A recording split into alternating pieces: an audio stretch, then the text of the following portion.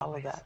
So describe a moment when you experienced true and pure grace and you knew it. I was in Indonesia. I was going through my horrible divorce. I was 31. I was in a terrible depression. I took myself to this tiny little island and decided I needed to spend 10 days in silence to try to have a truth and reconciliation hearing with myself because I was so full of shame and pain. I decided I wouldn't speak, not a word, for 10 days, and I didn't know anybody. I went and got a hut on a beach in this tiny little, very poor fishing island off of Lombok in Indonesia.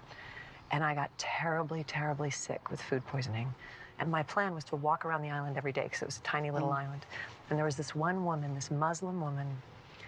I mean, when I say this island was poor, I mean what these people fished that day is what they ate for dinner that night, you know? And this one woman on the other side of this island used to see me walking, and she would put her hand on her heart and smile at me when I walked by, and I would do the same to her. And then I got really sick, and I was stuck in my cabin, dehydrated, terrified. I actually thought I had malaria, you know, and far away from anyone who knew me. And this woman came and found me. Something in her knew that I wasn't well. She'd seen me, and she knew I wasn't doing well anyway. But when she didn't see me on my daily walk, she came and knocked on my door and saw the condition that I was in and went like this and came back an hour later with fresh food and fresh water for me.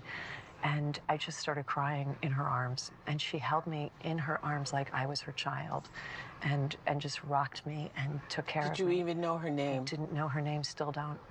And by the way, she is my face of Islam. Whenever, you know, whatever conversation in the world is ever happening about Islam, she is my face of Islam.